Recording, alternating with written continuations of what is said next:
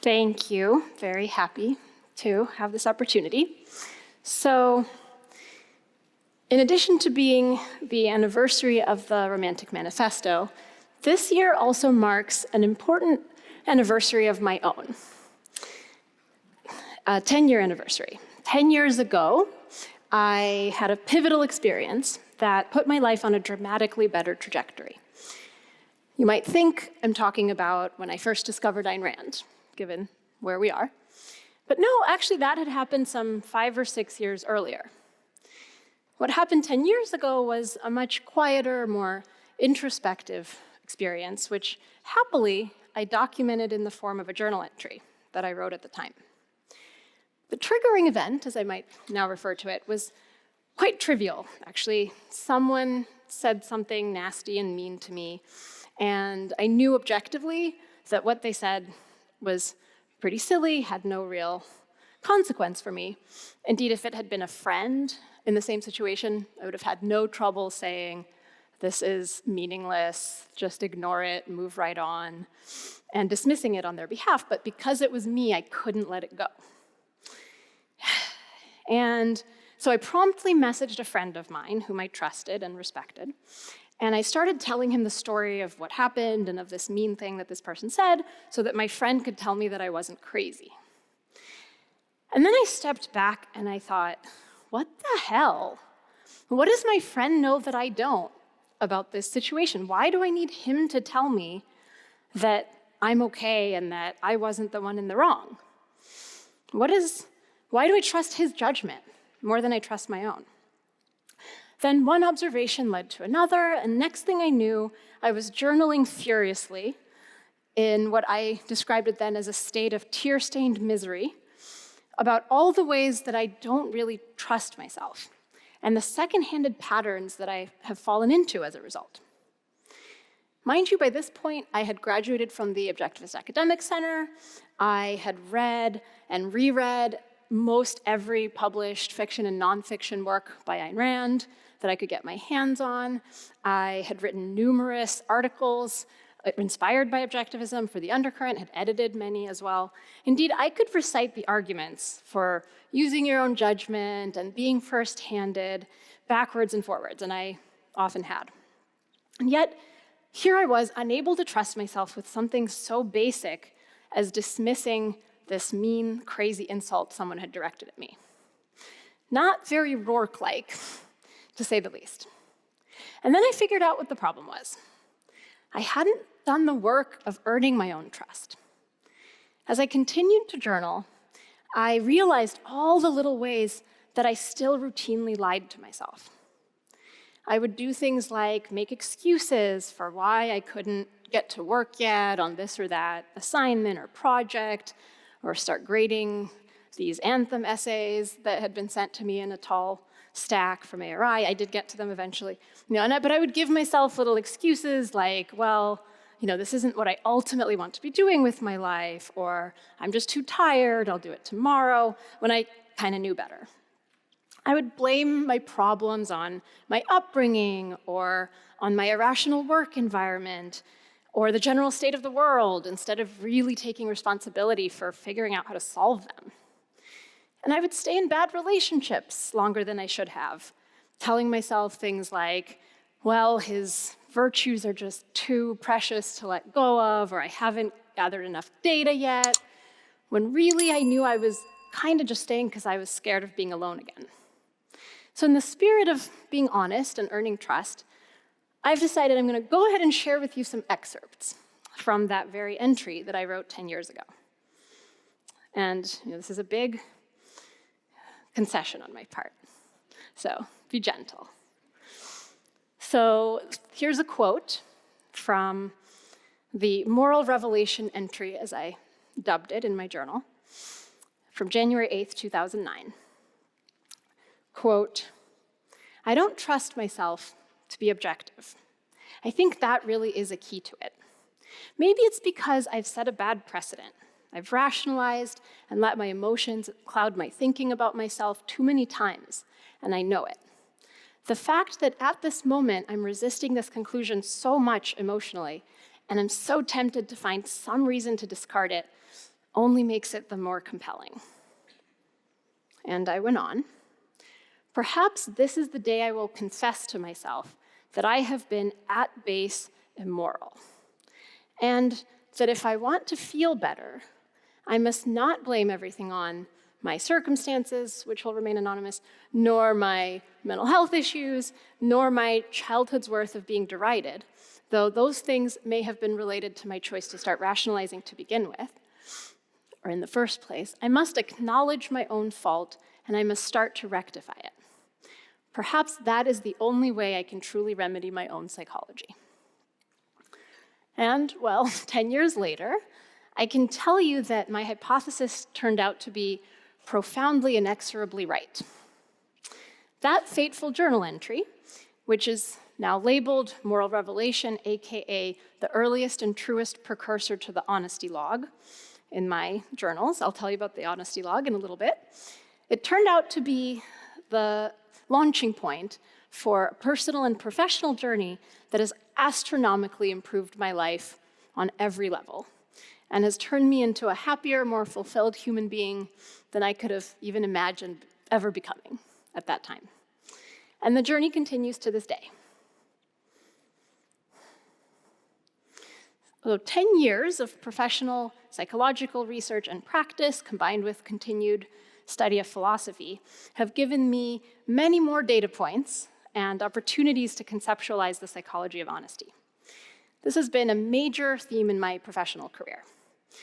I've worked with a wide range of clients, and it's a consistent theme that cross-cuts their diverse backgrounds and interests and needs.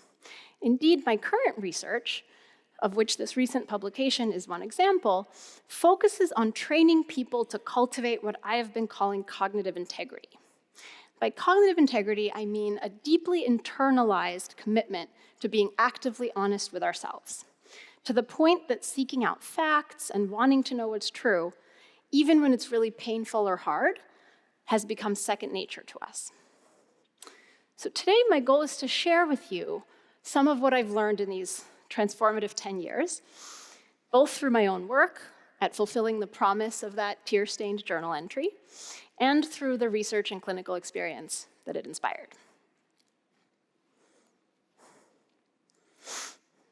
So part of what I discovered through that initial introspective experience is that there is such a thing as a psychology of honesty.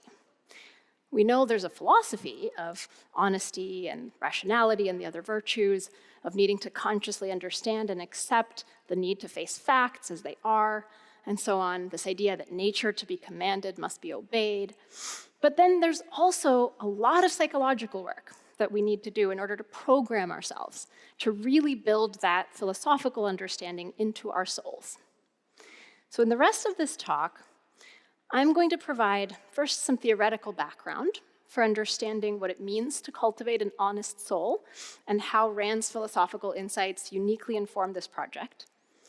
And I'm going to provide some suggestions first for assessing in ourselves our own psychological programming by identifying in particular some common honesty undermining premises and habits that I'm calling usual suspects that I recommend that you watch for. And then I'm going to provide some strategies for actually building your psychology on a more honest, more solid, and trustworthy foundation. So let us embark. So as many of you are aware, Rand upheld reason, right, the respect for facts above all else, as the chief source of whatever joy and thriving we achieve on this earth. One of her groundbreaking insights is that exercising your rational faculty is the source and essence of our free will, our primary choice, as she called it. In any waking moment, she thought, quote, that man can focus his mind to a full, actively directed awareness of reality, or he can unfocus it and let himself drift in a semi-conscious daze, merely reacting to any chance stimulus of the immediate moment. The extent to which you choose to focus your mind and actively maintain this state of full awareness is the fundamental gauge, according to Rand, of your virtue, and it is the basic causal mechanism by which we shape our soul over time.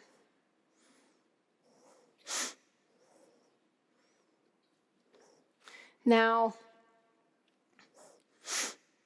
according to Rand, and as further inspired by Aristotle, the result of these accumulated choices of directing your mind toward reality or not, over and over again, is your moral character, or the soul, as she sometimes called it, which is the distinct way that one tends to feel, to think, and to act as a result of the moral values that one accepts and automatizes.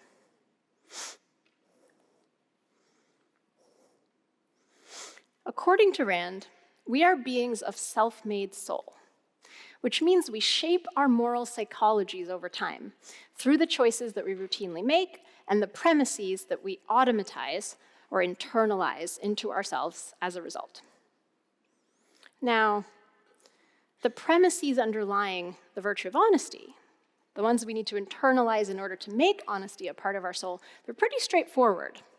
In fact, they're actually self-evident if we attend to them fully, right? So they amount to the recognition that you can't fake existence, and that the unreal is unreal, and thus can have no value for us. But as I've learned over these 10 years, really making these premises a part of our psychological programming, which means making a love of facts and reality and a distaste for non-reality second nature to ourselves, that is an incredibly exacting achievement. This idea that you can directly will yourself to exercise your mind at any point in time, and that this in turn is the fuel, is the engine through which you determine the basic course of your life, it's extremely liberating on the one hand, and it also means that you can go very wrong, right? That you can fail to exercise this choice, and then you can really screw up your life in pretty big ways. Especially so since most of us, at least in our present culture, I don't know how it would be in a fully rational culture, most of us unwittingly absorb into ourselves all sorts of unhealthy premises that from early on, from before we're even thinking about it, which, as we'll see, actually make evasion more motivating for us than honesty in many circumstances.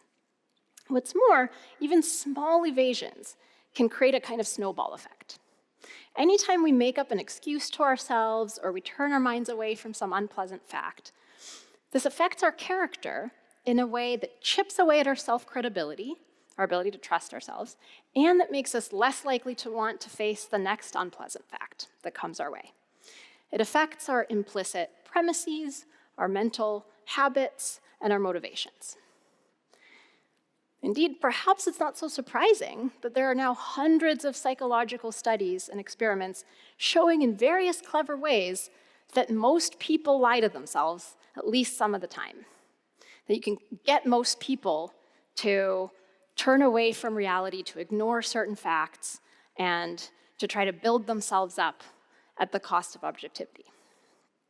Yet, for those of us who have been inspired by Rand's protagonists, as I certainly have, and who've met some of the real-life analogs of those virtuous heroes, some of whom I know are in this room, some of whom have given talks at this very conference, you know that there are people for whom it does seem easy, even second nature, to be unconditionally honest with themselves and with others, even when the truth is deeply painful or when the immediate stakes seem really high. The good news is that there's a snowball effect here too that we can set in motion. Okay, being honest with yourself, even when it's really painful or difficult, is a sort of tonic, I have learned.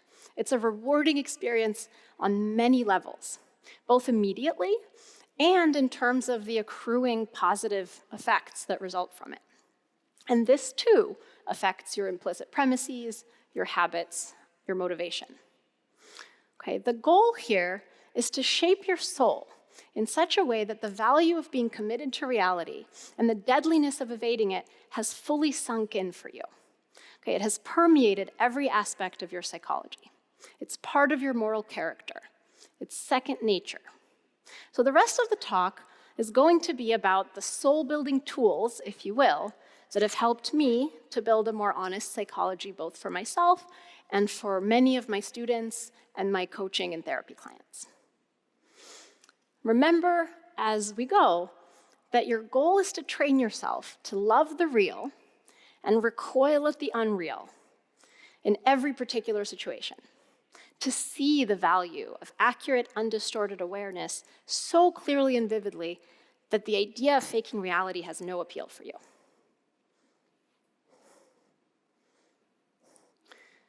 So the first step, as I discovered all those 10 years ago, is to be fully honest with yourself about all the ways you're not there yet. Okay, so this means accepting that your psychology is what it is, just like the rest of reality, and that simply wishing isn't going to make it otherwise. And it means being willing to accept and even courageously embrace a lot of discomfort as you undergo the growing pains of identifying and pushing back against a lot of those mental habits and those less admirable, less Rourke-like, if you will, aspects of your own psychology. So this means understanding how the general framework that I've been talking about applies specifically to you. It means recognizing that you have a psychology, a character, a way that you're programmed and that you've programmed yourself over years. And it means more than just recognizing it, it means being actively curious about it. Okay, apart from your conscious convictions, what's the state of your subconscious? What patterns and tendencies do you notice in yourself? In particular, what are your cognitive habits? For example, when and about what do you feel curious? What are the kinds of things that are interesting for you to know about, that engage your attention? And what are the things that you don't feel curious about, that you're not really motivated to pay too close attention to? You know, what are you motivated to know, and what are you maybe motivated not to know? In other words, you need to get familiar with the patterns of thought, emotion, and action that currently come most naturally to you, and to acknowledge that, and then to evaluate just how solid or tenuous a relationship you've got with reality as a result. So that is our self-assessment task. So with that charter in mind, I'm first going to describe some of the usual suspects, as I mentioned, to check for in our own psychologies. I've picked these examples in particular because I found them to be very common and very pernicious in the subtle ways that they undermine our motivation and even our awareness that there's an opportunity to be honest. Okay, note that this is by no means a comprehensive list of premises and habits that might lead you astray. And the ones that I list may or may not be your specific habits. Okay, my general advice to you would be that you openly and curiously consider whether and how each of these tendencies applies to you. And let this sensitize you to the general process of monitoring and evaluating your own psychological habits in an active and uncensored way.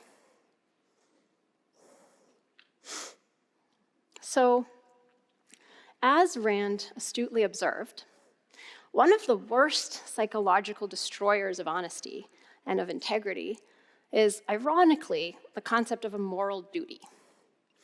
Whatever altruist or collectivist moral code you grew up with, you were probably taught to stake your self-esteem on standards that aren't anchored to and that actually take priority over your awareness of reality. This, in effect, forces us to fake reality sooner or later if we want to live up to those duty-based standards, or more realistically, pretend to live up to them. Here, the content of the standards can have endless variance. It could be that, for example, your parents or your teachers used guilting or nagging or the selective bestowing or withholding of moral praise and approval to get you to do what they wanted you to do. Whether that was getting good grades or practicing your instrument or sharing with your siblings, for example. Or you may have been taught that the only way to get what you wanted or to avoid getting in trouble is by complying with other people's arbitrary social demands. The result is that you internalize into your psychology, your habits of thinking, your motivations, a second-handed, non-causal standard of judgment and approval. You learn to emotionally identify your own goodness by reference to some standard that came from some authority. And you learn to evaluate the propriety of your actions in the same way, by doing a sort of authority check, a sort of check for permission against whatever standards you've internalized. To the extent that this has been the pattern of your relationship to morality up to this point, a relationship somewhat akin to that of a stereotypical Jewish mother or Catholic mother and her naughty, misbehaving child, then you may have given up on taking the advice of morality very seriously. You know you can't live up to all of its nagging demands anyway, and so you come to resent the demands and to kind of accept the chronic guilt as an inevitable punishment for whatever bits of naughty indulgence you permit yourself. And this now becomes the default meaning that you attach to guilt. Ah, there's that old nagging hag come to yell at me again. Better deny everything and hope she goes away soon. Then when you feel the kind of earned guilt that correctly signals to you that you're undermining your own values and betraying your own trust, you may well dismiss it with that same air of defeatist defiance, if you will. It's like a case of the boy who cried wolf, except this time it's the emotional mechanism that cried, "Hey, you're doing something wrong." And that's too bad, because mild doses of earned guilt can actually be a really useful signal when attended to and taken seriously. They can be really helpful reminders and sources of corrective feedback to get us back on track. So this is the everyday psychological experience of really deep points in moral philosophy. Both in terms of motivation and in terms of cognitive habits, altruism tends to cut us off from reality. Now, how does this apply to those of us, as I imagine applies for most people in this room, who've rejected such duty-based standards and premises? Well, unfortunately, the method and the style of those duty-based premises often remains in our psychology, even when the content of those standards has shifted. So for instance, suppose that you've explicitly cast off whatever altruistic or collectivist moral standards you grew up with, and you're now judging yourself by how well you exemplify the objectivist virtues of rationality and productiveness and independence. Now these become the new thou shalts and thou shalt nots, the new externally exposed mandates that you feel you must adhere to in order to be granted permission to exist. So now, anytime you catch yourself acting on an emotional impulse or procrastinating on your work, or, God forbid, feeling a twinge of envy at the sight of someone's superior achievement, you feel the emotional equivalent of having sinned in the eyes of God, or of Ayn Rand in this case, and thus having lost your sanction, your permission to exist upon this earth. So of course you're going to be tempted to evade and to rationalize like crazy, since acknowledging the moral sin would be a worse renunciation of your right to exist upon this earth. Okay, you can start becoming attuned to these patterns in a few ways. First, if you make a point of really noticing and describing the quality of your emotional states at any point in time, then you might start to notice the difference between emotions that have a clean, sincere quality to them, even if they may involve errors of knowledge, and ones that have a kind of dirty, defensive quality, almost like they're trying to pull something over on you. This can be true not only with guilt, but with other emotions, like anger, for example. You might tune in and notice that though outwardly you feel angry and resentful, if you really honestly inquire with yourself, hey, what's going on? You might notice that underneath you feel a fear or a sadness that subconsciously you don't really want to let yourself feel.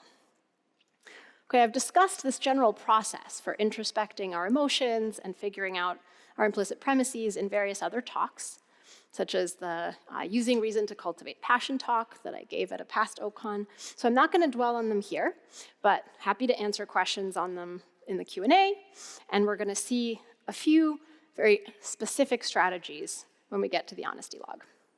Okay, the second thing to be attuned to here is that it's important to practice noticing patterns of duty-based versus more causal thinking and evaluation in yourself. So the key here is that Rand's moral insights, which are brilliantly captured in the essay Causality versus Duty, which I can't recommend too highly if you haven't read it recently, they apply both to the form and style of our thinking, which she called our psychoepistemology, as much as to the content.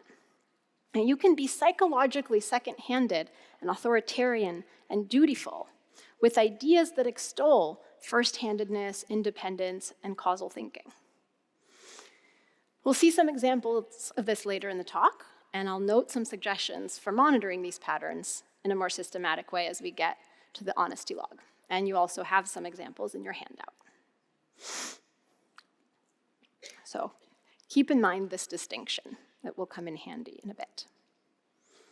So the other related cluster of sticky mental habits and premises that can form early on and that can keep us stuck in patterns of dishonesty if we don't work at uprooting them are these patterns and habits that might fall under the common heading of wishful thinking, okay, of the underlying premise that wishing will make it so.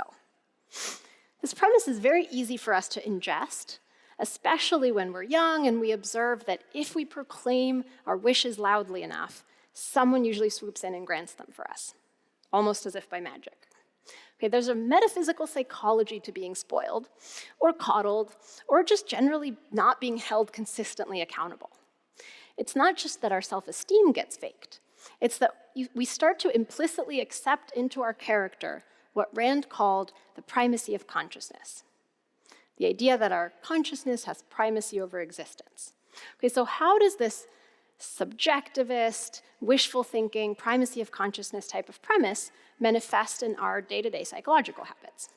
So one of the main ways is that you might find yourself giving motivational priority to emotional fixes over real fixes.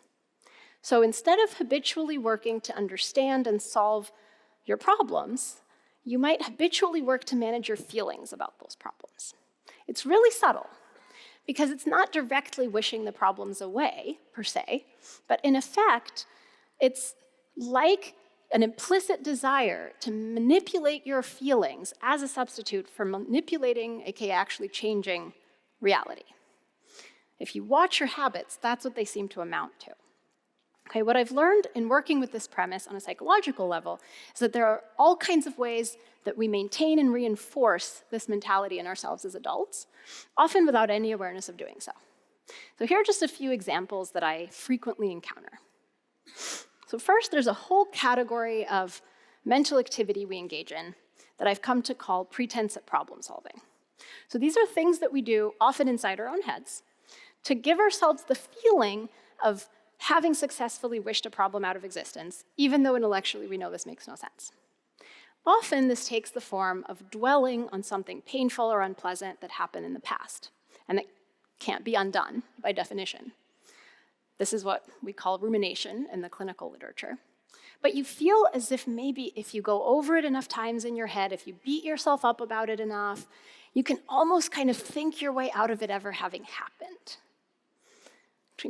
Pause on that for a second, then probe yourself, because this wouldn't come up for you in words, because if it did, you'd see how silly it was. But if you really pause, step back and think, why am I thinking about this so much? And why am I still going over it in my mind? You might not find a better answer than that. Okay? There's also a more future-oriented version of this, of the same type of pretense, where you worry about hypothetical scenarios that could happen, but that you have no current power to predict or to prevent. Okay, so like a medical condition, for example, that you have some genetic risk for, but that you wouldn't know for another 20 years if you're gonna get it. Or a job you've applied to and you're waiting to hear back. Or you're in the early stages of a relationship and you're wondering, is my boyfriend or girlfriend gonna break up with me or cheat on me? Okay, so rationally, you know that there's nothing you can do to magically get an answer to your question or to, see into the future. Yet you do things like obsessively Google for hours to see if maybe you can find that one bit of insight from somebody who's been there that finally makes you feel really certain and takes your anxiety away. Or you mull it over in your head repeatedly, or you seek reassurance from friends over and over again, or from said boyfriend or girlfriend. Okay, not, again, because you really believe that this will help you, but because of the temporary emotional fix that you get from feeling as if it might. Okay, now, similarly, you might engage in the kind of idle fantasizing that I would call pretense at planning. Okay, so this can include something as simple and common as the little promises that we make to ourselves and others that we kind of know we're not going to keep. Like, oh yeah, I'll definitely get around to reading that book. Or, yeah, I'll get in touch. We should totally get coffee sometime. Right, now, we all do this. Anyway, most people I know, including very admirable people, have done this on occasion. But let's really think about how it chips away at our credibility, with ourselves as well as with others, every time we do it. Because when we make a promise like that we already kind of know we're BSing ourselves about, we're not going to take ourselves as seriously when we make a promise we do want to keep. Okay, and so I say that it's better to let go of such pretend plans and be realistic about our limitations than to make ourselves little promises and chip away at our own trust. And then this can also include more elaborate fantasies, where we imagine ourselves as famous intellectuals, or we savor the feeling of that book we're going to write someday, and really imagine how great it'll be when we finished it and getting praise for it. Or maybe we even share our idea for the book with our friends, and we get that taste of visibility from them as if we had actually written it. Now, of course, there's nothing wrong with visualizing your future successes and imagining your desired goals coming true. In fact, this is a crucial exercise for really articulating our long-term goals and keeping ourselves motivated toward them. But if you let yourself be satiated by the fantasy and don't immediately or in the foreseeable future sit down and actually proceed to make an actionable plan, there's actually good research showing that you're less likely to work toward the goal than if you'd never indulged the fantasy to begin with. And then there's another related variant of the wish fulfillment type of pattern, which is this tendency to elevate other people's minds above reality and our judgment of reality. For instance, you might find yourself caring more about winning a debate or an argument than actually figuring out what's true, to the point where you might even pretend to know more than you do about a given topic, like, say, a topic in objectivism that you're arguing with somebody about. Okay, or you might occasionally fish for compliments or seek reassurance from other people, often by saying self-deprecating things that you know people are going to want to reassure you about. Like, oh, I look so fat in this dress, or I know I'm such a klutz, right? This, by the way, also applies to over-apologizing, of which I continue to be one of the worst offenders. So I'm sure it'll come up at some point in this talk, and then you can all scold me. Okay? But really, if we think about what's our goal here, is it to achieve something? Is it to learn something about reality? Is it to actually take responsibility for figuring out our own standards of optimal, health and beauty, or to become less clumsy? Or is it just to get that emotional fix of somebody else validating us that we're okay? Right, once you put it in words, it's just not that savory and not that tempting anymore. Right, now the flip side of this can also happen, of course, right? The ways that we either explicitly lie or withhold relevant information from people that we care about in particular, because we're afraid of hurting their feelings or of somehow jeopardizing the relationship. And we're gonna shortly touch on some of the destructive consequences that this kind of withholding can have over time. So now that you know some of the psychological habits to watch for, let's talk about how to do the work of actually reprogramming these and other such habits over time. In short, the way to reprogram our psychology is to first identify our thinking, feeling, and action habits as explicitly as possible whenever they come up. Then to consciously widen our scope of awareness so that we can identify what's true and evaluate what's good for us based on all the available evidence in reality, okay? Not just what we've automatized ourselves to think of first and to pay attention to. And then, most important of all, we need to take action on the basis of this thinking and actually give ourselves the lived, embodied experience of our premises coming true, of their truth and reality. So notice, I'm gonna pause on this for another second because I think this is an important point. Notice here that the task is to identify our habits, our emotions, our automatized ways of thinking, right? And then expand awareness around them, right? It's not to squelch and to push down and to get rid of our emotions and our automatized thought patterns, no matter how unsavory and unwork-like they may be, right? This is not the same as trying to repress and push down the aspects of your psychology that you don't like.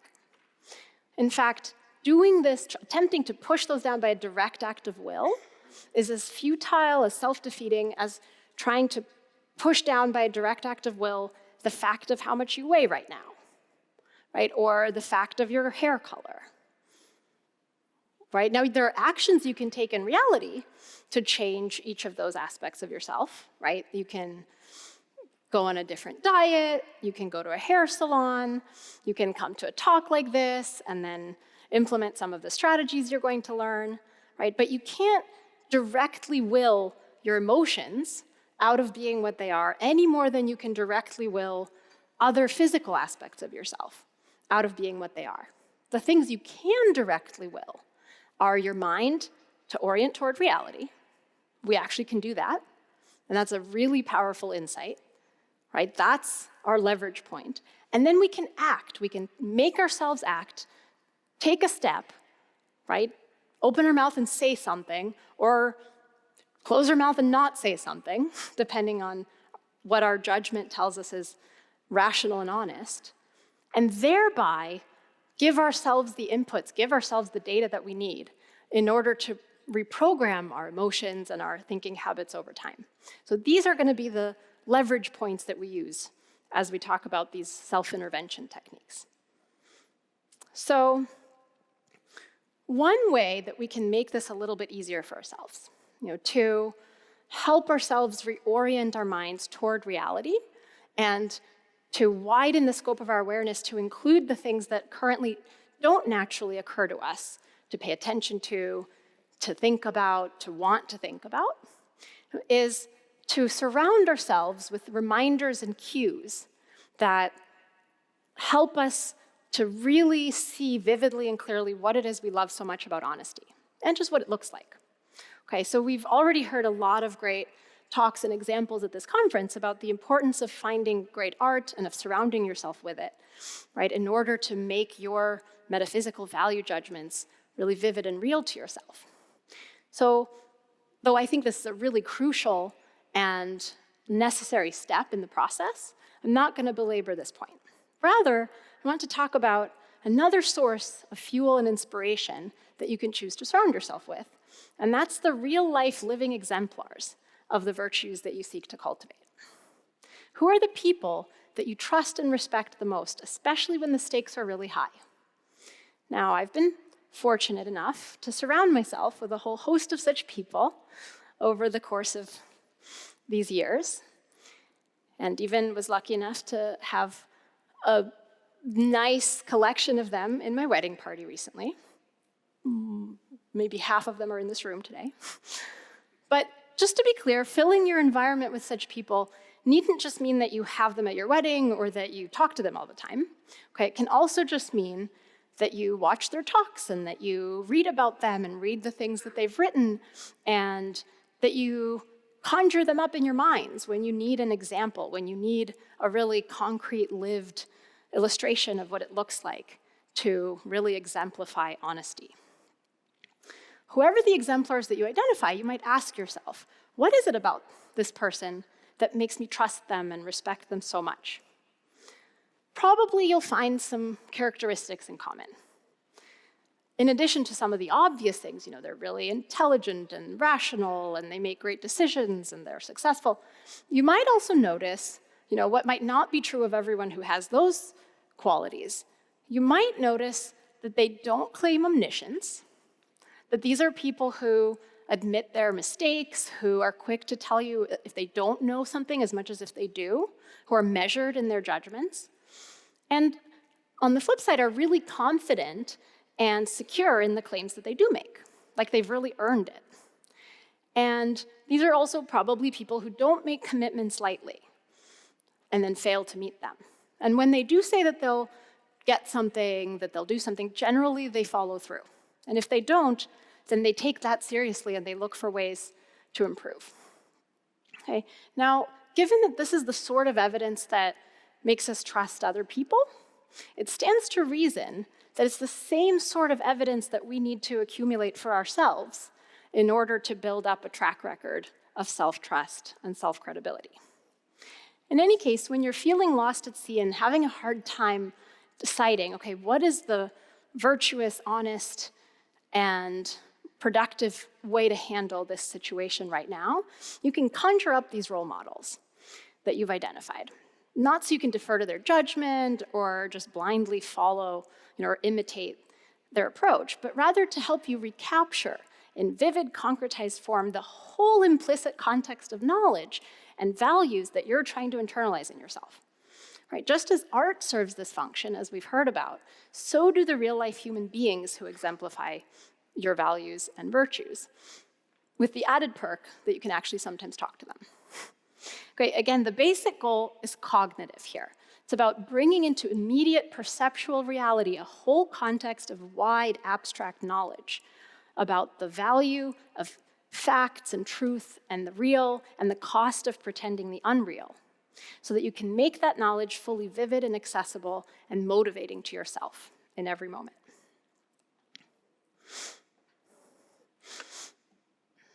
Now, of course, the perceptual inputs that we get from reality, while they might be nice to look at, they don't do very much for us if we don't do the conceptual work of processing and evaluating and understanding their meaning.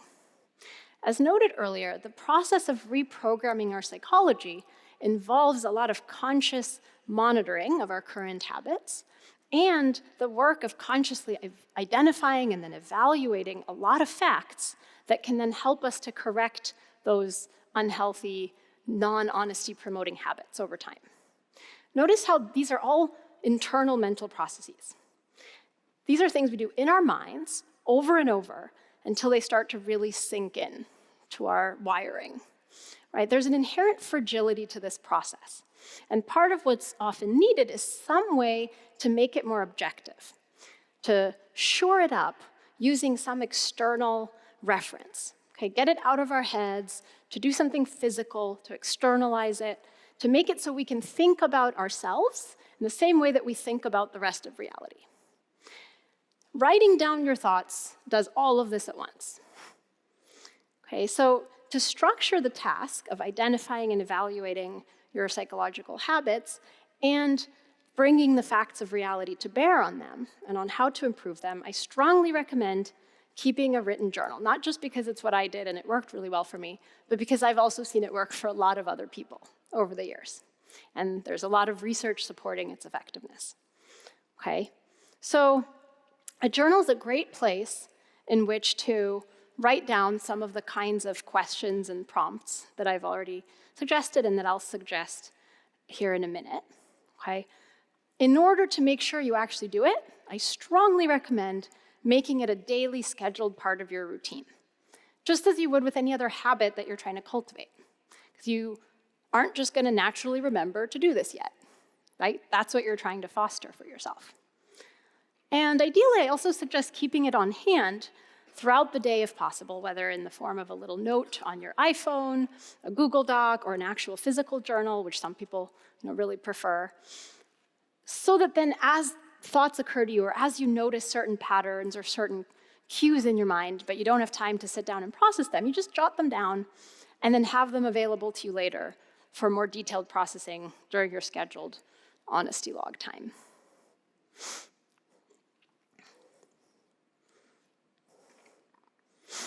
So once you're doing this, you can start to build up a written track record of honesty, as well as look for subtle cues and patterns that help you catch your honesty undermining habits more efficiently.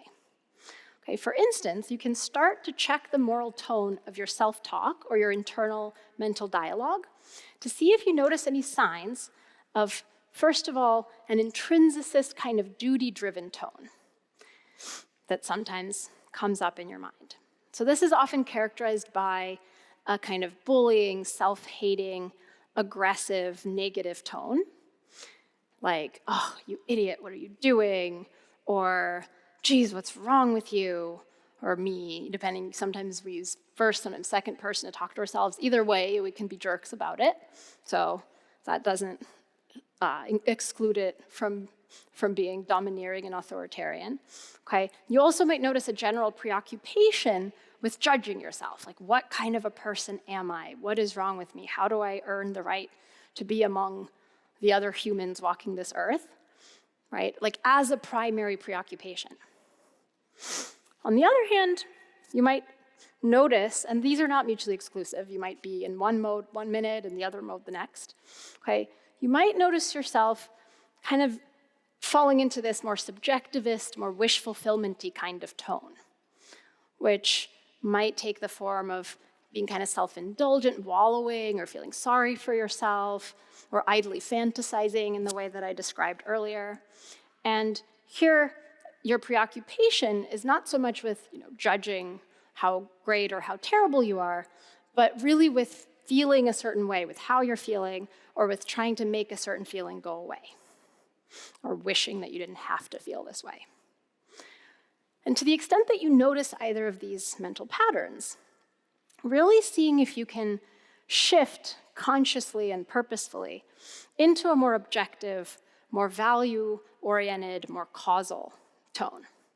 One that projects self-respect and self-assertion, and one that is focused primarily not on wishing it were otherwise or berating yourself, but on figuring out what you want out of your life and then how to make it happen. On actually identifying what is true out in the world and what would it take, what would be the price I would need to pay to get it, and then, okay, is it worth doing that? Okay? Now, this doesn't mean, of course, that you don't ever think about how you're feeling or that you never judge aspects of your own functioning or your own psychology, right? We're here in the business of judging and trying to evaluate the healthy and unhealthy parts of ourselves.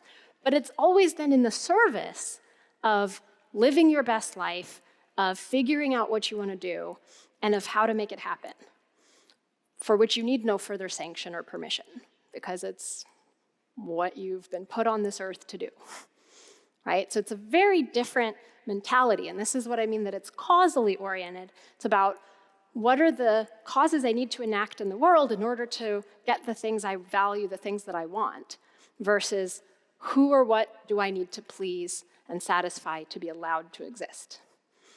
Okay, it's a really important subtle difference to watch for because it's often not presenting itself to us in explicit words, more of a flavor.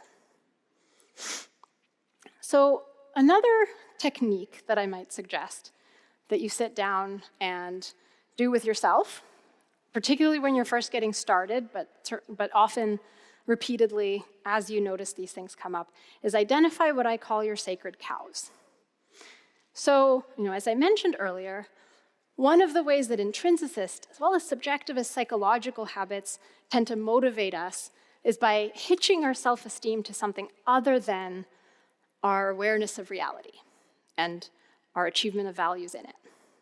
So these things that we hitch our self-esteem to, and generally that we place above actually wanting to know what's real and make things happen in reality, I call these sacred cows because they're claims that we're so wedded to, we're so attached to them, that we'd rather shut down our minds and pretend than subject these claims to scrutiny or run the risk of having them subjected to scrutiny. So in other words, we'd rather evade and rationalize than risk having to give up these sacred cows. And to the extent that we've implicitly done this with certain of our beliefs about ourselves or about our lives, we're going to find our whole motivational apparatus compromised with respect to honesty, at least when it comes to those issues. So in order to start excavating, okay, what are the sacred cows that I've kind of hidden from myself the possibility of scrutinizing? You might find it helpful to just start by asking yourself, like, what are my worst case scenarios? Like, what are the unmentionable, unthinkable, most horrible things that I don't even want to contemplate the possibility of being true? Okay, now, to help you generate this list, you might think about any contentious themes that you tend to avoid thinking about, or circumstances that you tend to get mentally clenched and defensive when certain things come up, or at the first sign of questions or criticism on certain topics. And for any such themes or circumstances, ask yourself, don't look at that yet. Ask yourself, what am I afraid of? Okay, or what would it mean if X were true? So for instance, when I wrote that journal entry 10 years ago, one of my worst case scenarios would have included, I am a basically immoral person, which admittedly turned out to be somewhat exaggerated when I actually looked at it in the light of day. But of course, I couldn't have figured that out. I couldn't have gotten to that objective assessment had I not first been willing to consider it. So often you'll find that once you've written down these worst case scenarios, you're going to be in a much better position to evaluate them realistically in this way, and then to bring all your knowledge to bear on them, which typically, in my experience, ends up making them a lot less threatening and a lot less seemingly global and catastrophic for you. To give you some examples that might end up on your list, though yours might be different, these often include classic imposter syndrome kinds of fears. Okay, like I'm not actually as smart as I seem, or I'm not actually good at this job, or I'm not actually good at living objectivism, or just I'm not actually good at living, for that matter, right? Or they might be more specific, but nonetheless really painful to think about their possibly being true, given what you've staked your happiness and your self-worth on. Like maybe I'm not in love with my wife, for example. Or maybe I should never have bought this house that I've just poured 10 years of my life and hundreds of thousands of dollars into repairing. The sunk cost kind of fallacy. Okay, note, to be at all helpful to you, this has to be a no-holds-barred kind of exercise. And by writing something down on this list, you're not necessarily saying it's true, but rather that it's a premise, just like any other, meaning that it needs to be checked against reality and subjected to rational scrutiny. And that rejecting it uncritically doesn't necessarily make it not true. To help you really make real for yourself the value of this exercise, consider what it actually means if you defend such fears from scrutiny. In effect, it means that your actual existence, your life in reality as it really is worth less to you than the illusion of being smart or good at your job or whatever the case may be. To help yourself really see this vividly and clearly, consider that if you're not willing to honestly engage with these kinds of threatening possibilities and risk giving up these sacred cows, that you're actually cutting yourself off from the very data that might help you save whatever the perceived value you're trying to protect in the first place, right? So for example, if you refuse to deal with the mounting tension and lack of intimacy in your marriage, what you're doing is you're practically guaranteeing that that tension will continue to fester and grow, and that your feared outcome will eventually result, right? In fact, there's research indicating that in cases of marital infidelity, the cases where the cheating spouse informs the other spouse, discloses, and has a conversation about it, those are less likely to end in divorce than cases where the disclosure never happens, which is very consistent with my clinical experience. And just by the same logic, if you avoid looking at your bank account for fear that your account might be overdrawn, logically speaking, it's going to get overdrawn eventually, right? This is the same exact logic, no matter how complex and long range the consequences that you have to project in each particular situation. And so what this means, of course, is it's not the divorce or the overdraft fees that you're really trying to stave off in each of these cases. It's your awareness of those possibilities, right, and the emotional distress that accompanies it. What you're in effect doing is you're sacrificing reality to an illusion, right? And the more you practice making clear to yourself what is really the consequence and what are you really sacrificing when you protect your sacred cows, the less tempted you'll be to continue protecting them. Another thing to check for when you're filling out your honesty log, something that I found helpful to check for when I was really in the heat of doing this work, is what I call people mode, or putting others' minds over reality, as we kind of mentioned earlier, okay? So you can identify various forms of, for the way that this manifested for me was that I prioritized my concern with other people's feelings or impressions over my own independent judgment.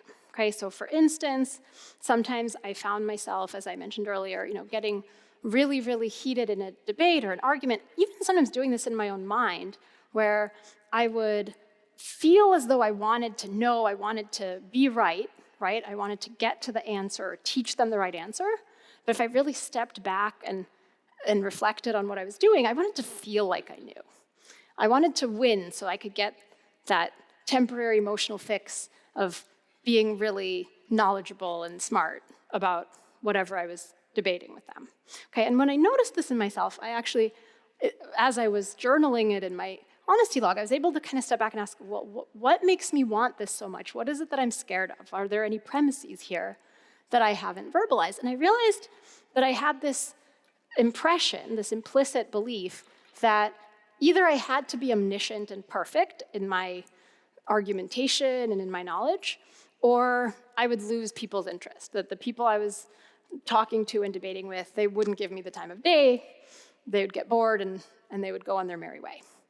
Which once I said it out loud to myself, it was very easy to see how absurd that was, because I didn't lose interest in other people if they made mistakes. In fact, I came to trust them more if I saw that they were willing to sometimes admit that they were wrong or that they didn't know something. So what was making me so worried that I was gonna lose them forever, okay?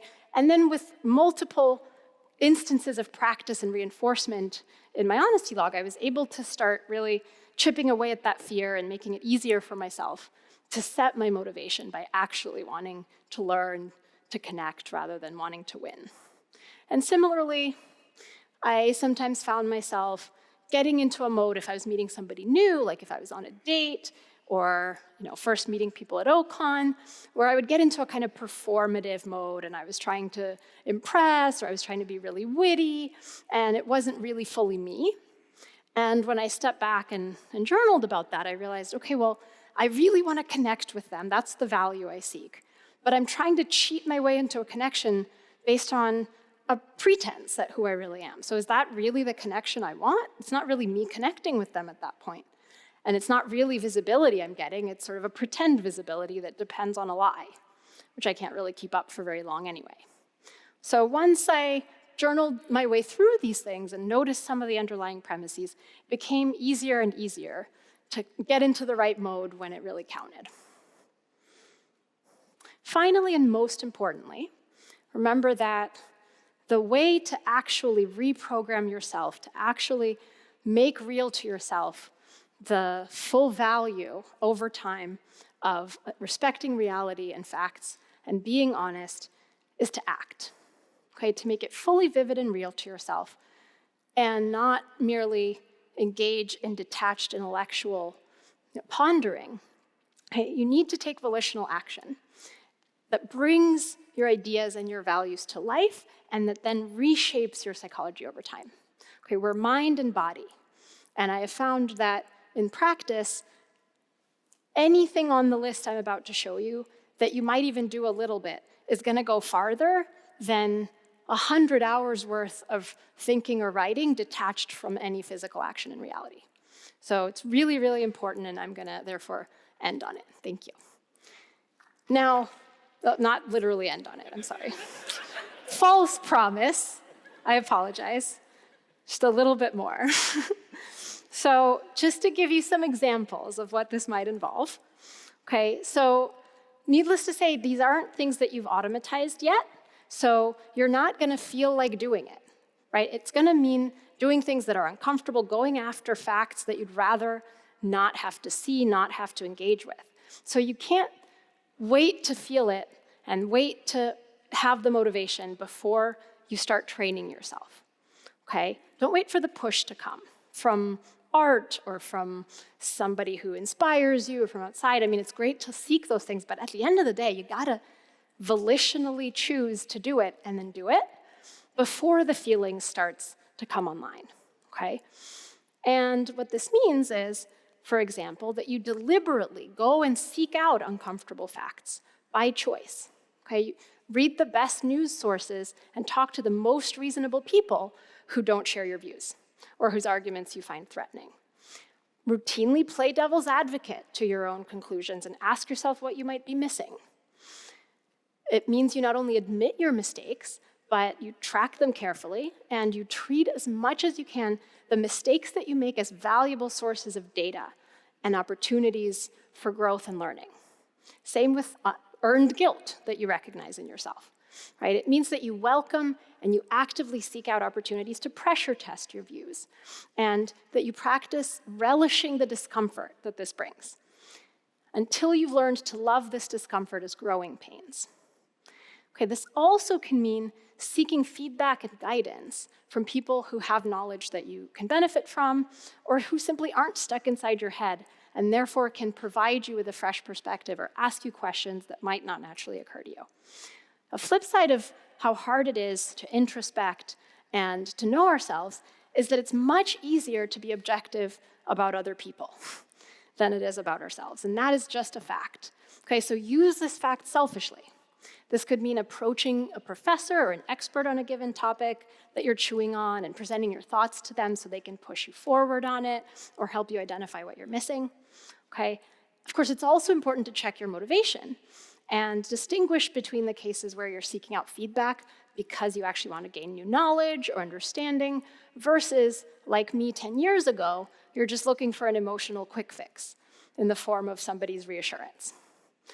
One way to distinguish between them is to check for whether you're moving away from discomfort, you're trying to relieve an uncomfortable feeling by asking someone for feedback, or whether you're actually moving toward discomfort by seeking feedback or advice. Now, the fact is that asking for reality-based feedback from people we trust and respect is often uncomfortable. Okay, it means making ourselves vulnerable and really also asking for a lot of time and investment on their part. And this means going out of our way to be extra thoughtful and considerate in how we approach them. Okay, this is also a good time to mention that you might want to see a therapist to help you with some of the process of changing your psychology and implementing the strategies I've described. A good therapist can be a valuable source of content knowledge because there's a lot more that we know about how to change our psychological habits than I have time to share here today. And a therapist can also be a great source of moral support and of accountability. Okay?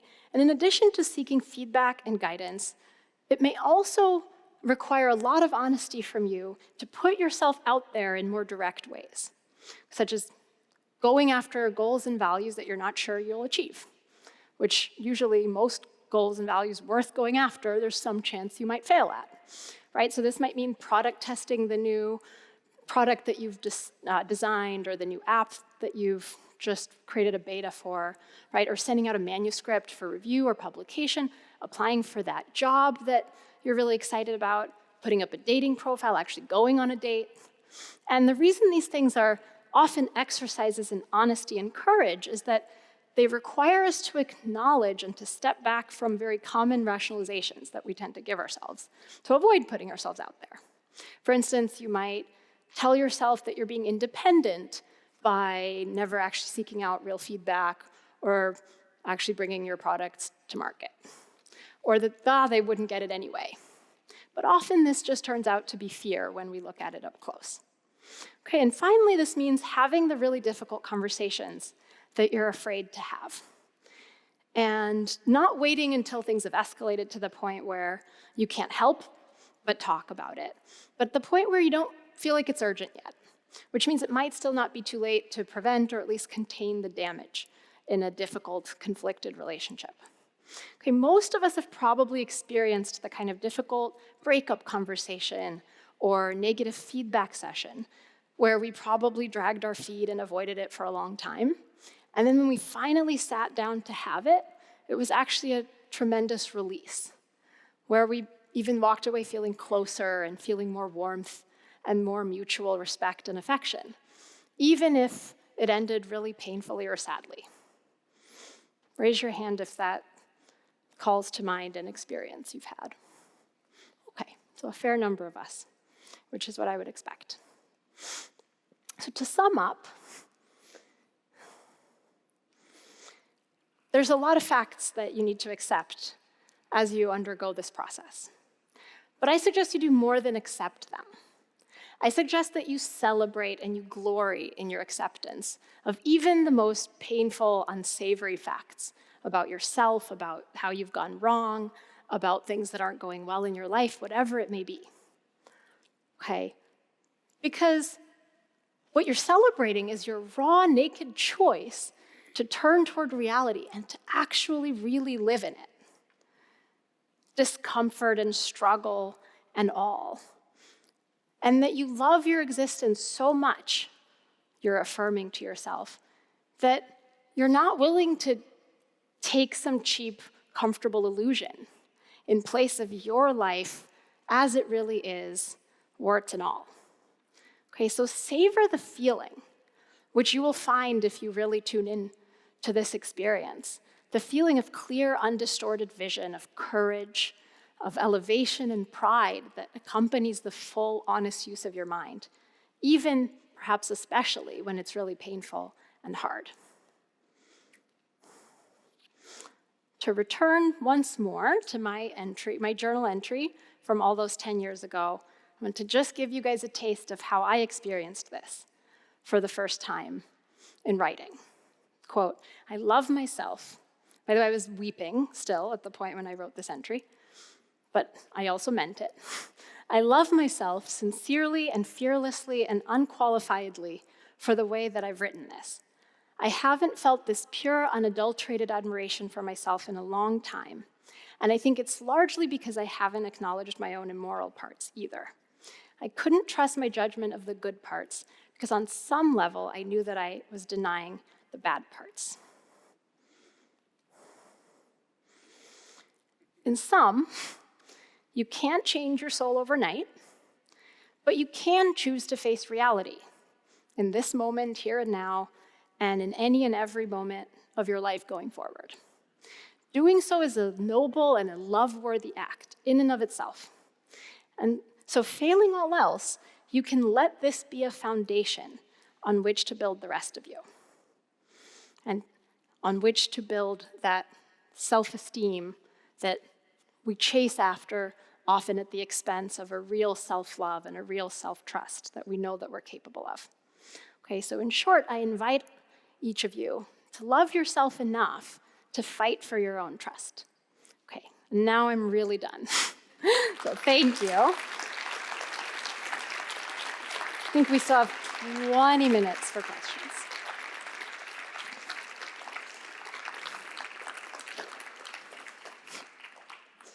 Hi. Hi, that was an excellent talk. Thank you. And in fact, it's the best lecture I've ever heard on psychology. Well, Primarily- thank you very much. Primarily Thank because you. I've heard no other psychologist in a lecture talk about the importance of root premises and reality, facing reality as you have. Thank you, I appreciate that. My question is, well, I'm curious. Have you used any of Ayn Rand's writings, whether fiction or nonfiction, to assist in therapy with your clients? It's a really good question. Not as much as I imagined I would when I started. So most of my clients, at least historically, over these, 8 years that I've actually been seeing clients in private practice, The vast majority have not been objectivists, have not shared that context. And I've always had in the back of my mind that, it's going to be really tempting to hand someone the fountainhead. I'm going to want to at least I'm just going to be thinking, if only they knew about this scene, where Francisco holds the table and stands strong in the face of temptation, or where Galt isn't even tempted to let Dagny stay with him, the love of his life, to live in his home, at a point where he may never see her again by letting her go, but he knows it would be on a false pretense to let her stay. So I've been tempted, and yet it doesn't come up because the work that I do with clients psychologically is not philosophical work, it's psychological work. And I, of course, have this context in mind, and it informs everything I do, but it's their life, their examples, and their salient reminders and cues that I tend to find most helpful to work with. So I'm open to it, and I do discuss the novels with clients who have that context, but I find that using someone's own life and experience is more useful. But good question. Thank you.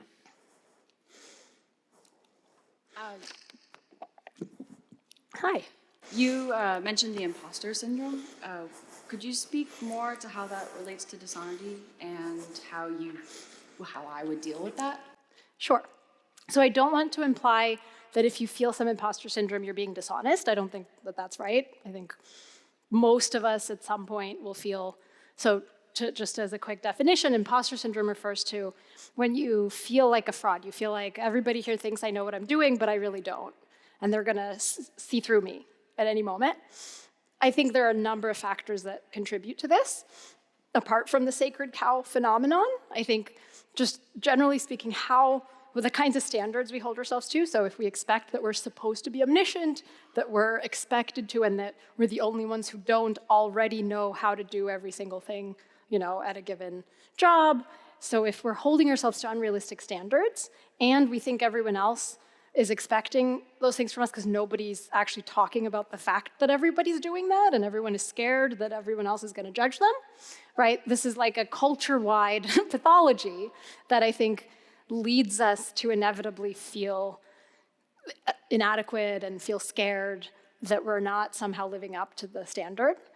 But what happens to then maintain it and to perpetuate it is we're scared to face the possibility and we're scared to kind of look at it openly and honestly. And I think that that's what makes the imposter syndrome spiral out of control and what can make it really, I sometimes use the term metastasize kind of into the rest of our psychology and really make us doubt ourselves at a deep level.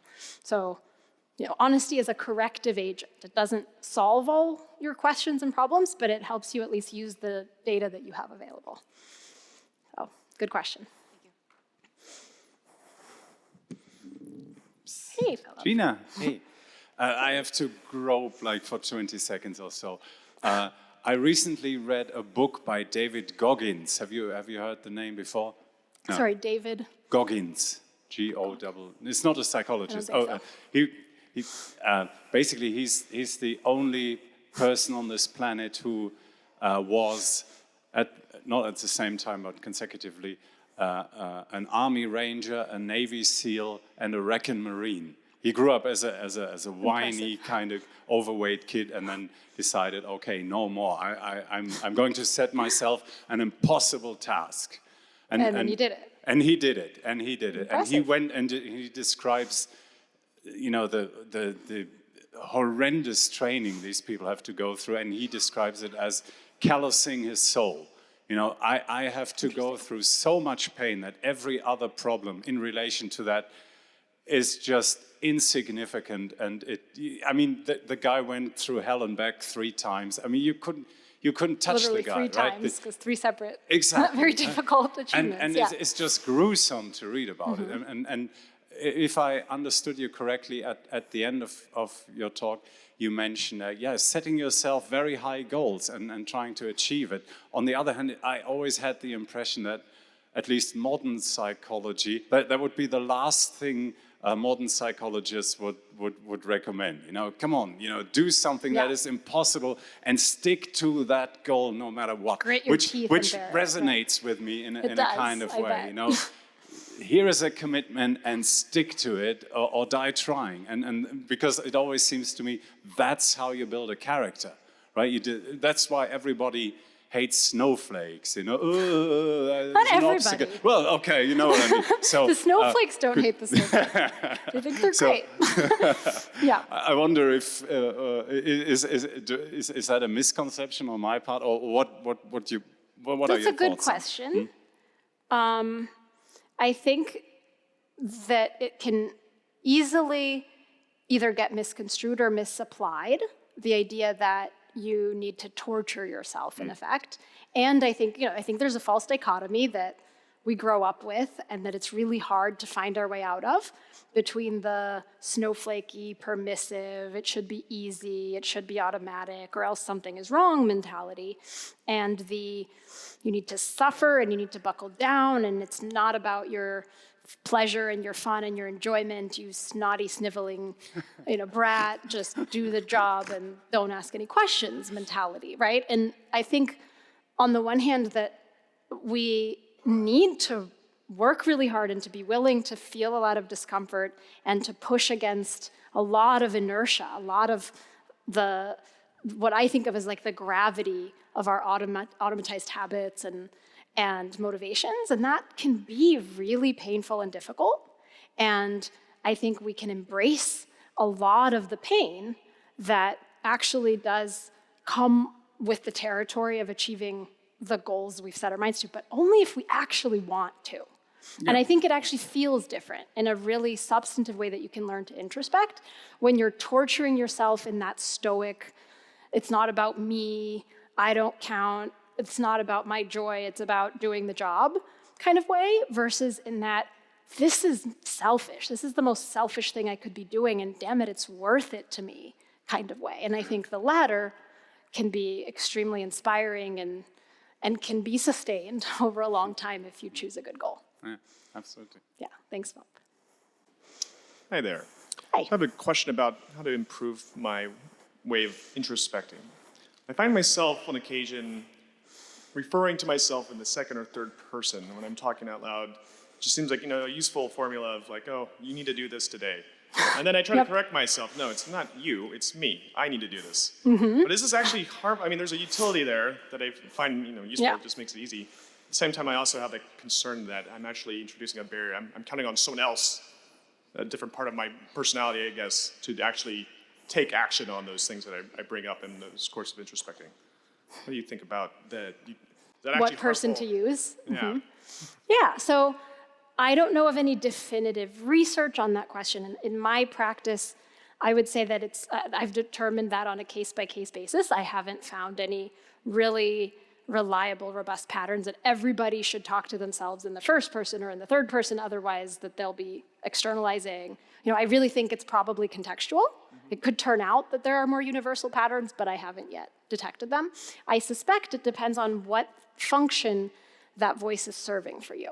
And so if you find that when you're talking to yourself in the third, or the second person, it takes on that kind of commanding, guilting, bullying tone, like, what are you doing? What is wrong with you? Where it sounds like what would be like a Jewish mother living in your head, then that's probably not helping you, right? That's not the attitude that you're trying to promote, versus if what it's doing is it's helping you to actually gain some objectivity and distance. If you're talking to yourself as you would to a friend, right? As Dr. Salmieri was saying earlier today, if you're actually applying a kind of friendly, selfish, pro-you, pro-your-life perspective that might be harder to do in the first person, because then you get really entrenched in your automatized patterns of wallowing or of hating yourself, whatever it may be, then by all means, switch into third person, right? So I think it's more helpful to think in terms of like, what is the attitude, the tone that you're trying to promote, and then do that in whatever way works. Thank you. Sure. Thank you so much for sharing your experience. My pleasure. I went through something quite similar, and I refer to it as the Great Awakening, the introspection. And I find that the way that I experience myself is quite different, and it might even go as deep as my sense of life. But I was just curious, do you think it's possible for some type of experience like that to affect your response to art? Over time, absolutely. Not right away. I don't think there's anything that will significantly affect your response to art right away. I mean, on a local level, somebody tells you, oh, actually, no, what you thought in this movie was, the guy trying to get the girl, that was actually him just trying to cheat the girl, and then you have a different view of it. But in terms of like a fundamental reaction across many different particular modes of art, I think that takes time. And so I think that's the soul that we're trying to reshape with a lot of work and a lot of practice. And there will be aspects of it that don't shift even over time, because there's a lot about our psychology that isn't just ideologically shaped, right, but is shaped by a lot of the particular variants of the taste that we've developed, a lot of those personal values and experiences Dr. Salmieri was referring to, that, I'm always gonna love musicals, and some of my very honest and noble friends will always hate them just because they can't get into that medium. And it's just too weird to have to suspend disbelief that people start singing in the middle of their dinner. For me, second nature, because I somehow during some sensitive period in my development, I just learned that that was a thing that could happen, and now it's fine. So not every aspect of your reaction to art, but definitely, I know I cry at different scenes now, even when I read Atlas, than I did 10 years ago. And I love different movies and have more muted reactions to some of the things I loved then. So yeah, I think that can happen. Thanks. I also want to thank you, Gena, for sharing that very personal journey with us. I have a question about forgiveness. In the process of doing this self-discovery and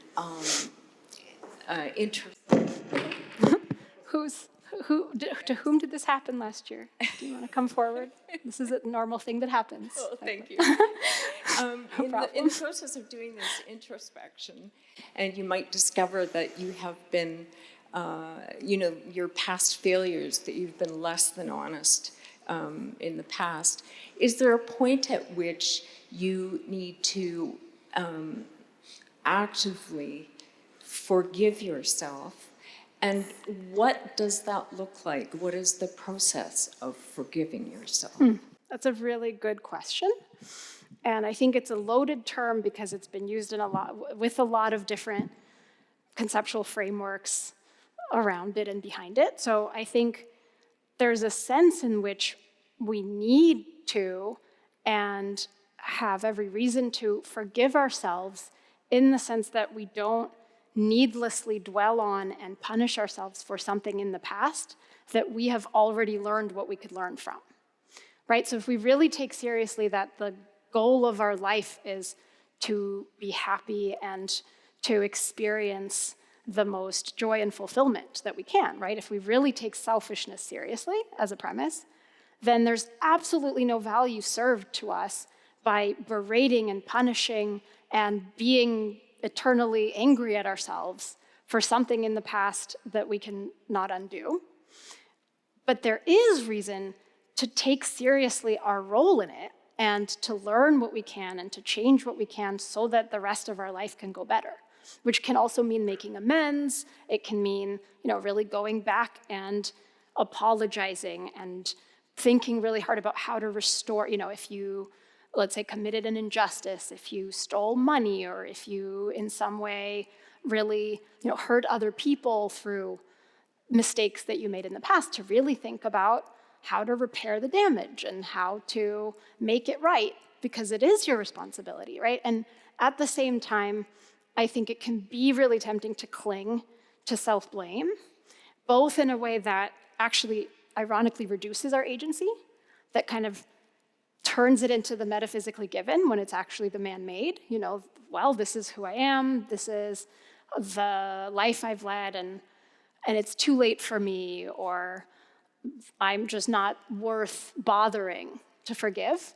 And that's not serving anybody, right? And so I do think that there's a sense in which being able to say to yourself, look, I deserve to live. I deserve the best. I've done my best. I've made amends. I can put this to bed. I can leave this behind me, and I can grieve and I can mourn the loss of whatever values there might have been.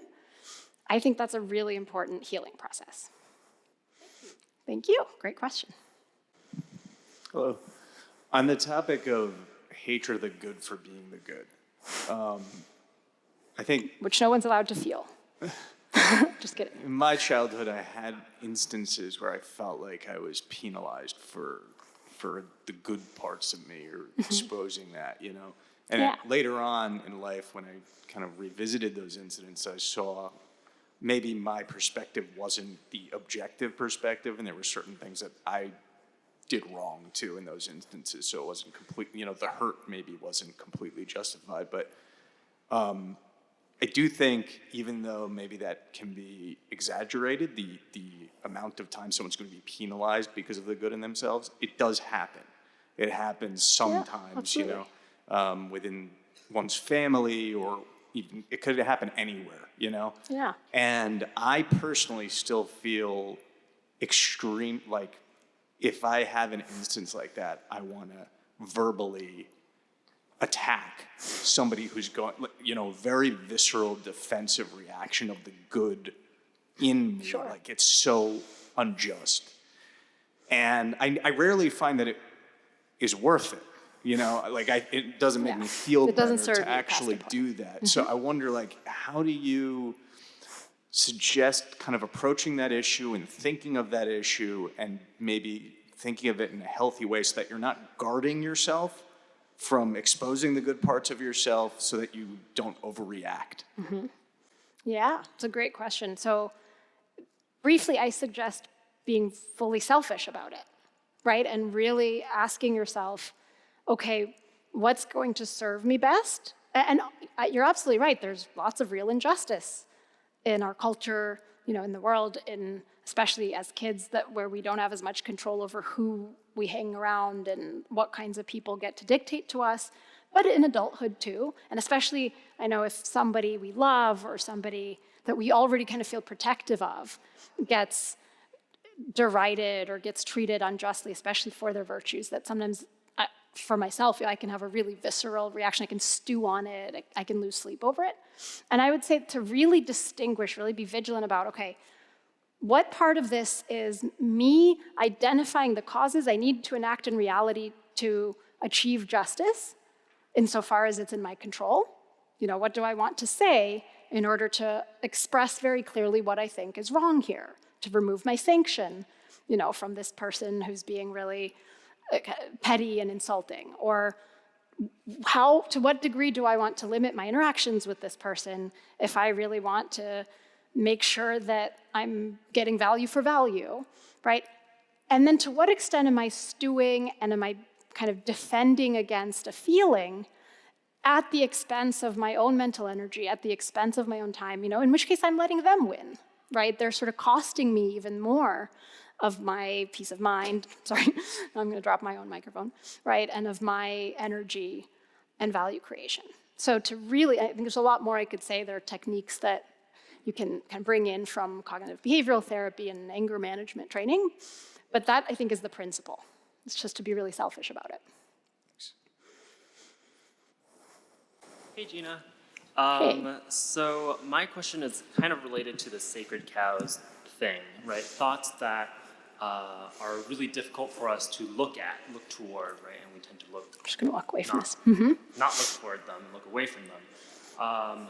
So suppose you, and I've had, you know, several instances in my past where I'm like, I'm gonna be super honest with myself about this really big problem in my life, and I'll come up with like the things that I think like, oh, maybe this is the thing that I'm trying to look away from, right? And then you have a negative emotional reaction to it, and then you think, well, is my negative reaction toward this potential thing that I, you know, think I might be trying to look away from, is a negative reaction because it's true and therefore makes me uncomfortable, or false and therefore makes me indignant, right? Just because, just in the way that if it's true, you know, when we lie to ourselves, we could we can rationalize and create this whole like, oh yes, I think this thing because of all these things, but because you're trying to overcome that when you're trying to look towards something painful, you could just as easily put together a series of things and say, oh, like maybe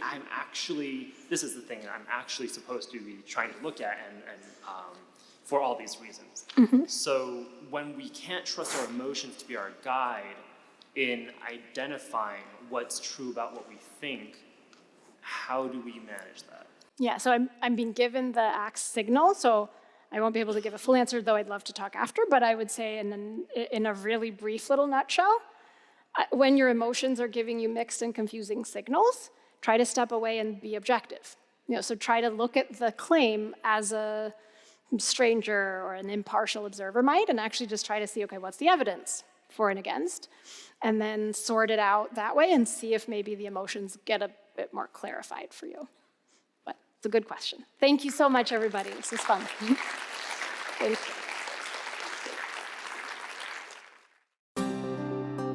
Thanks for watching. Be sure to subscribe and ring the bell to never miss a video.